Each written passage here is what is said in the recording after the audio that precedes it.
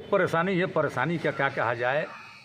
हम लोग की बहाली 5 साल पहले उस समय की गई जब बिहार में इंटर को पढ़ाने के लिए जो विद्यालय अपग्रेड किए गए और जिन विद्यालयों में इंटर की पढ़ाई होती है केवल साइंस फैकल्टी में और अंग्रेजी में अतिथि शिक्षकों की बहाली की गई।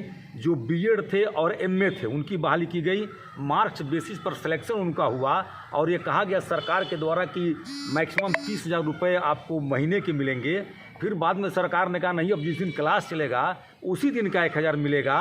उस हिसाब से 4 संडे निकल जाता है, गर्मी की छुट्टी निकल जाती है, दीपावली, दशहरा, छठ इत्यादि की छुट्टी निकल जाती है। उसमें कोई तनख्वाह नहीं है, कोई ईपीएफ नहीं है, पेंशन तो है ही नहीं।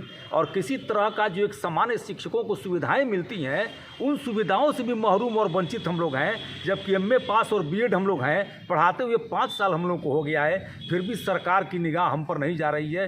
किस परिस्थिति में हम लोग चल रहे हैं।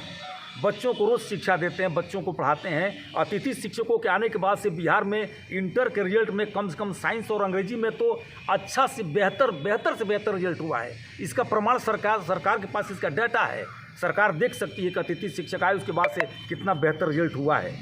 और इस परिस्थिति में भी सरकार का ध्यान अगर हम अतिथि शिक्षकों की तरफ, निरीह शिक्षकों की तरफ अगर नहीं जाए जो बीएड और एमए करके भी एक सामान्य स्वीपर के तनख्वाह से भी कम हम लोग पाते हैं।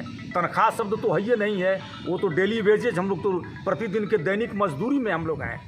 कोई सुरक्षा नहीं, कोई पेंशन नहीं, कोई ईपीएफ नहीं, किसी तरह की छुट्टी नहीं, किसी तरह का। हमारी जो महिला, जो हमारी बहनें जो अतिथि शिक्षिकाएं हैं उनको आकस्मिक अवकाश तक भी नहीं।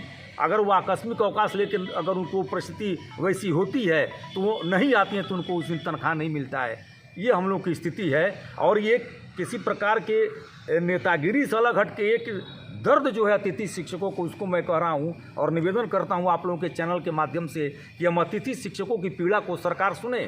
आदरणीय तेजस्वी जी आए जब सत्ता में, नीतीश बाबू ने भी इन लोगों ने कहा कि अतिथि शिक्षकों की समस्याओं का समाधान किया जाएगा। तो मुझे उम्मीद है और निवेदन करना चाहता हूँ, मानवता के लिए भी बहुत से अतिथि शिक्षक रिटायर कर गए, बहुत से रिटायर होने वाले हैं, कितने मर खप गए दवा के अभाव में, भोजन के अभाव में, उनके बच्चे नहीं पढ़ पा रहे हैं। ऐसी परिस्थिति में हम लोग जी रहे हैं।